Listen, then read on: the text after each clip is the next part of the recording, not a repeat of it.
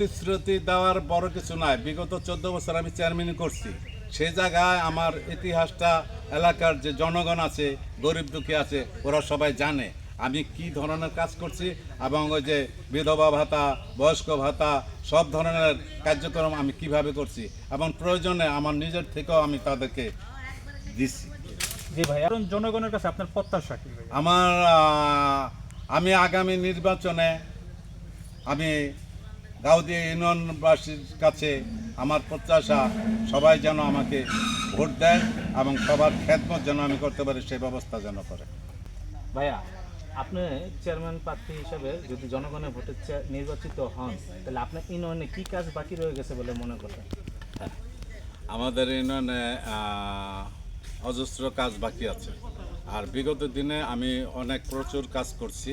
বর্তমানে ওদিক গোলতলি থেকে আরম্ভ করে আপুর পর্যন্ত রাস্তাটা খারাপ, এখানে পাকাকরণ দরকার আছে। এবং জোরপোল থেকে আপুর হইয়া বন সমুদ্র রাস্তাটা পুরাই খাতানাত হয়ে গেছে।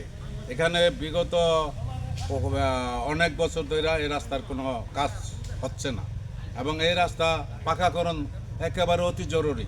এটার আর কোনো নাই, কোনো গাড়ি ঘোড়া যাইতেও পারে না, আসতেও পারে না। এটা একেবারে অতি জরুরি, এটার কোনো শেষ নাই, বললে চলে না।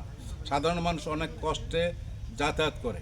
ভাইয়া, আরেকটা বিষয়, আপনাদের এখানে জলাবদ্ধতার একটা ব্যাপার আছে, পানি নিষ্কাশন নিয়ে কি কাজ করবেন? আমরা যদি আল্লাহ তাআলা আমাকে কামিয়াবি করে বা আমি আবার পুনরায় নির্বাচিত হই, তাহলে ইনশাল্লাহ আমি বেশ কয়েকটা কালভার্ট তৈরি করে দেব।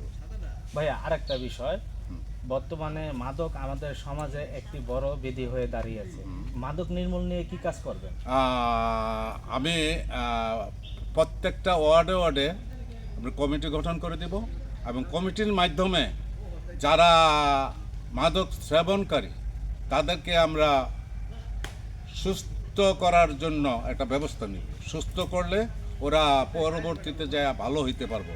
আর ওই মাদক অবস্থায় যদি আমরা অত্যাচার নিপীড়ন করি আর বাইরে যাইব, যাতে ওই জিনিসটা না হয় সেই ব্যবস্থা করব। প্রত্যেকের আমরা চিকিৎসা দেব।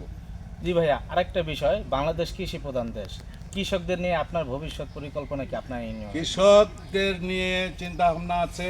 যেমন আমাদের এই এই বংশমন্ত্র, ওই বর্দিয়া, ওই গাউদিয়া, এই এলাকার যে কৃষি জমিগুলো আছে, এই কৃষি জমিগুলা ওই পানি সবসময় পানি নিষ্কাশন করতে পারি না আমরা। পানি নিষ্কাশনের যে কালভার্ট নাই বিধায় এখানে কৃষকরা অনেক ক্ষতিগ্রস্ত। আর যদি ওরা এই পানিটা যদি আমরা নিষ্কাশন করতে পারতাম বা এতদিনে করতো, তাহলে কৃষকদের একটা ভালো উপকার হতো। আরেকটা বিষয় হলো, কৃষকরা তো ওই যে ফসল বুনছে, আলুতে বিশাল লস খাইছে। এবং এই যে ধান বুনছে, ধানের ভিতরে তাদের লস। কৃষকরা অ্যাকচুয়ালি ভালো নাই, কৃষকরা খুব নাজুক অবস্থায় আছে। তাদের জন্য সরকারের উচিত ভালো পদক্ষেপ নেওয়া এবং কি সারের দাম কমাই দেওয়া, বিভিন্ন ভর্তুকি দেওয়া। জি ভাইয়া, আরেকটা বিষয়, শিক্ষা জাতি মেরুদণ্ড, শিক্ষার মান উন্নয়নের জন্য কি কাজ করবেন? শিক্ষার মান তো অবশ্যই এটা প্রয়োজন।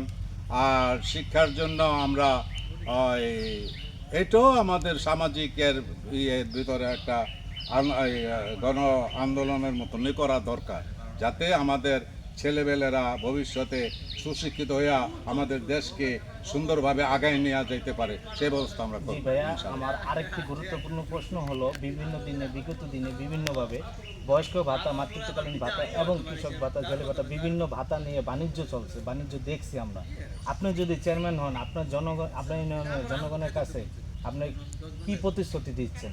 প্রতিশ্রুতি দেওয়ার বড় কিছু নাই। বিগত 14 বছর আমি চেয়ারম্যানই করছি। সেই জায়গায় আমার ইতিহাসটা এলাকার যে জনগণ আছে, গরিব দুঃখী আছে, ওরা সবাই জানে আমি কি ধরনের কাজ করছি। এবং ওই যে বিধবা ভাতা, বয়স্ক ভাতা, সব ধরনের কার্যক্রম আমি কিভাবে করছি এবং প্রয়োজনে আমার নিজের থেকেও আমি তাদেরকে দিচ্ছি। জি ভাইয়া, আরেকটা বিষয়, আপনার ইউনিয়নের সাধারণ জনগণের কাছে আপনার প্রত্যাশা কি ভাই? আমি আগামী নির্বাচনে আমি গাউদিয়া ইউনিয়নবাসীর কাছে আমার প্রত্যাশা সবাই যেন আমাকে ভোট দেয় এবং সবার খেদমত যেন আমি করতে পারি সেই ব্যবস্থা যেন করে।